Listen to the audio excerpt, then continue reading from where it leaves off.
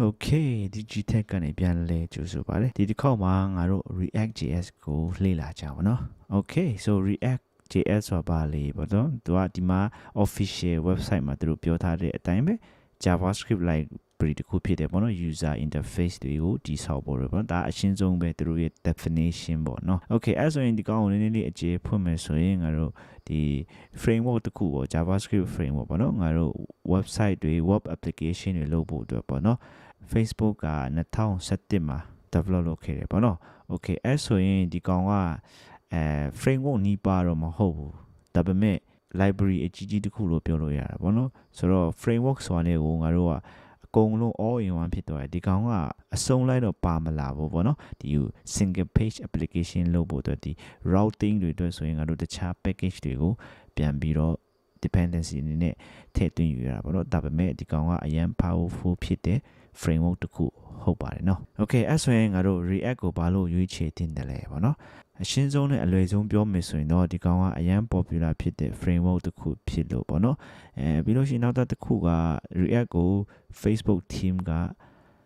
maintain လုပ်ပါတယ်နော်ဆိုတော့သူကနောက်မှာ company အကြီးတွေ backup လုပ်ထားတာရှိတော့ငါတို့ကဒီຢာကိုရွေးချယ်ပြီးအသုံးပြုမယ်ဆိုရင်မားနိုင်ခြင်းမရှိဘူးပေါ့နော် Okay အဲ့ဆိုရှေ့ဝေးမပြောတော့ဘူးဆိုတော့ငါတို့ React ကိုအသုံးပြုမယ်ဆိုရင်ဘာတွေလိုအပ်တယ်လဲပေါ့နော်အသုံးမပြုခင်မှာပေါ့နော်တနည်းအားဖြင့်ဆိုရင် JavaScript knowledge လိုအပ်တယ်ပေါ့နော်ဘာလို့ဆိုတော့ဒီကောင် JavaScript library ဖြစ်လို့ငါတို့ JavaScript ကိုကြတော့တည်ဖို့လိုပါတယ်နော် Okay ဆိုတော့ကိုက JavaScript ကိုမဆိုးဘူးအချိန်တွေလောက်တည်ထားပြီးဆိုတော့ကိုဒီ React ကိုလေ့လာလို့ရပါပြီနော်မသုံးချင်လည်းရတယ်ဒါကိုယ့်ရဲ့ choice ပဲဒါပေမဲ့ဒီကောင်ကိုသုံးချင်အဖြစ်ကိုယ့်ရဲ့ဒီ workflow ပေါ့နော်ဒီအရင်ကြီးမြန်တော့မယ်ပြီးလို့ရှိရင် save time ပေါ့နော်ဒါ framework ဆိုတာဒီကတော့ကို save time လုပ်ချင်လို့ပေါ့နော်အဲ့လည်းပါတာပေါ့ okay ဆိုတော့ကျန်တာတွေအများကြီးပါပဲဒါပေမဲ့ဒီကောင်ကိုငါတို့လေ့လာခြင်းအဖြစ်မမာဘူးပေါ့နော်တခြား view တို့ angular တို့ကတော့သူတို့ရဲ့နာမည်အရင်ကြီးခဲ့တယ်ပေါ့နော်အခုလည်းဆက်ကြည့်ပါသူ့ဟာနဲ့သူညာနဲ့သူတော့ရှိတယ်သူတို့မှာလည်းဒီ advantages နဲ့ disadvantages ကတော့ရှိကြပါတယ်เนาะ okay အကုန်လုံးကတော့ framework တိုင်းကတော့အဲ့လိုရှိကြပါတယ်သူအားတာချက်နဲ့အားနည်းချက်တွေအမျိုးမျိုးရှိကြတယ် okay စမဲ့ဒါတွေကတော့ထားလိုက်ပါ React ကိုလေ့လာလိုက်ရတဲ့ကိုယ့်ရဲ့ opportunity React ကိုလေ့လာလို့ရှိရင်မမားဘူးပေါ့နော်အဓိကပြောချင်တာ okay so ငါတို့ဒီ React ကိုအသုံးမပြုခင်မှာเนาะငါတို့ set ထဲမှာပါကို install လုပ်ထားတဲ့တယ်ဆိုတော့ Node.js ကို install လုပ်ရမှာဖြစ်ပါတယ်เนาะ JavaScript runtime platform တခုဖြစ်တဲ့ Node.js ကိုငါတို့က set ထဲမှာထည့်ထားရမယ်เนาะဆိုတော့ install လုပ်မယ်ဆိုရင်ဒီလိုလေးပဲဒီ nodejs.org ဆိုတဲ့ official page ကိုတွားပြီးတော့ငါတို့ဒီမှာ LTS version ကို download လိုက်မယ်เนาะ download ပြီးလို့ရှိရင်install လိုက်ပါเนาะဒီ install process ကတော့ကျွန်တော်မပြောတော့ဘူးဒီတိုင်းပဲ window မှာဆိုရင်လည်း next ပဲနေပြီးတော့ငါတို့ install လုပ်လိုက်ရုံပဲ okay အဲ့နဲ့ပြီးလို့ရှိရင် install လုပ်ပြီးပြီဆိုတော့ငါတို့ကို set ထဲမှာ version ကို check လုပ်ရတယ်เนาะ set က node.js ကိုတွန်းပြီးရင်ပေါ့เนาะ Mac မှာကတော့ terminal ကိုအသုံးပြုပြီးတော့ငါတို့စစ်လို့ရတယ်လို့ဒီ window မှာကျတော့ command prompt ကနေလည်းတစ်ချက်တွားပြီးတော့ကြည့်လို့ရပါတယ်เนาะ terminal မှာငါတို့node ကို install ပြီးရတယ်ငါတို့ဘယ်လိုလုပ်လို့ရလဲဆိုတော့ node-v ဆိုတဲ့သူရဲ့ version ကို check လုပ်ရတယ် enter ခေါက်လိုက်လို့ရှိရင်ငါတို့ set ထဲမှာ version node.js ပေါ့နော် version ဘယ်လောက်ရှိလဲဆိုတာတွားပြီးပြပေးလိမ့်မယ် okay so window မှာလည်း command prompt မှာပဲဒီ command ပဲရိုက်လို့ရှိရင်ပေါ်လာလိမ့်မယ်နော်ဆိုတော့ command ကတော့အတူတူပဲဘာမှအတူတူမရှိဘူး okay node install ပြီးရတယ်ငါတို့အခု react ကို install လုပ်ရပြီနော် okay နောက်တစ်ခုကျတော့ဒီ create react app.dev ဆိုတဲ့ဒီ website လေးကိုငါတို့တစ်ချက်ကြည့်မယ်နော်ဘာလို့ဆိုတော့ဒီကောင် react ကိုဘယ်လို install ရမလဲဆိုတာကလေးကိုပြောထားတယ်ပေါ့နော်ဆိုတော့ဘာလို့လဲဆိုတော့ဒီ official website တွေကိုပဲအမြဲတမ်းငါတို့ reference အနေနဲ့ကြည့်ပြီးတော့လုပ်ယူရမယ်နော် programming တစ်ခုလေ့လာမယ်ဆိုပါမယ်ဆိုပေါ့နော်ဘာလို့လဲဆိုတော့ update တွေပါညာအသစ်တွေအကုန်လုံးကဒီ website တွေမှာပဲသူတို့ကတင်ထားတယ်နော်ဆိုတော့ကိုငါတို့တွေက website ကနေကြည့်ပြီးတော့လေ့လာတဲ့အချင်းကိုလည်းလုပ်ထားဖို့လိုတယ်နော် okay ဒီတစ်ခါမှာငါတို့ get started မှာလေ့လိုက်မယ်နေလိုက်လို့ရှိရင်ဒီမှာက quick start မှာအောက်မှာငါတို့ react ကို install လုပ်ဖို့အတွက်ဒီ command လေးပေးထား npx create react app ပြီးနောက်မှာ my app ဆိုတာကြီးကငါတို့လိုချင်တဲ့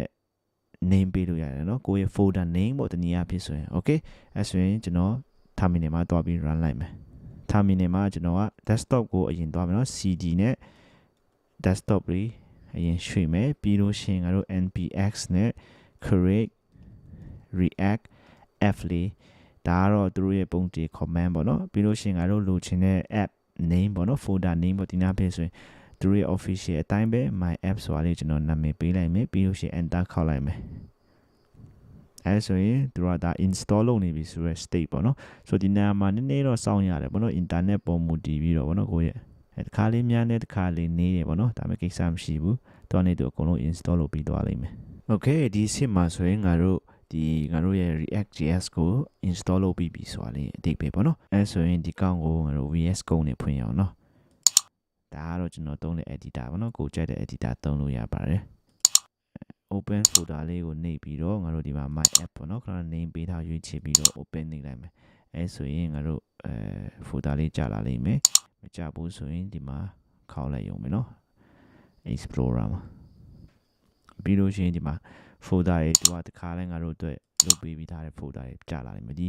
src ကတော့ source folder ပေါ့နော်ပြီးလို့ရှိရင်ဒီ public ကတော့ငါတို့ရဲ့ html ပေါ့နော် single page application မို့လို့သူက html file ကတစ်ခုပဲရှိမှာပဲနော်ဒါကငါတို့ရဲ့ react ကတော့ single page application ပို့လုပ်ဖို့အတွက်ပေါ့နော်ဖန်တီးထားတယ်ဆိုတော့ပြီးလို့ရှိရင်ဒီမှာsource မှာတော့ငါတို့ source code တွေရှိနေရပါတော့ဒီတိုင်းသူက folder အနေနဲ့သူကတတ်တရလေးလုပ်ပေးထားတာပေါ့နော်ဆိုတော့ဒါတွေကြတော့အခုလောဆယ်ကတော့သိပြီးတော့မလိုအပ်သေးဘူးပေါ့နော်အခုငါတို့လေ့လာရင်းနဲ့သူကနေသူအကုန်လုံးနားလေ့လာလိမ့်မယ် okay ဒီမှာ package.json ကတော့ငါတို့ရဲ့ဒီ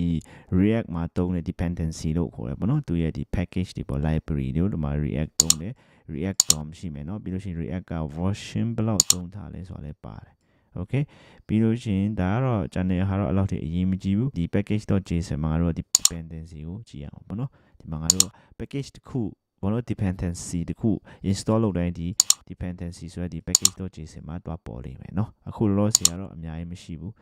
ဒီမှာနည်းနည်းလေးပဲရှိဘောနော်တွေ့ရတဲ့အတိုင်းပဲ okay ဒီ script ကတော့ငါတို့အခု npm command တွေရိုက်တဲ့အချိန်မှာဒီ npm start လို့ရိုက်နေတဲ့အချိန်မှာဒီကောင်က react script start ဆိုတာလေးတွားပြီးတော့ run မှာပြောချင်တယ်ဒါပေမဲ့အခုလောဆယ်ကတော့ဒီတိုင်းပဲကြည့်လိုက်ပါเนาะနားနေတာလိမ့်မယ် okay ဆိုရင်ဒါ react ကိုငါတို့ install လုပ်ပြီးပြီဆိုတဲ့အနေအထားမှာဖြစ်သွားပြီအဲဆိုရင်ငါတို့ react ကိုပြန်ပြီး run မယ်ဆိုရင်ငါတို့ဘာလို့ရလဲဆိုတော့ terminal ကိုတွားပြီးတော့ခဏတော့ငါတို့ရဲ့ terminal မှာ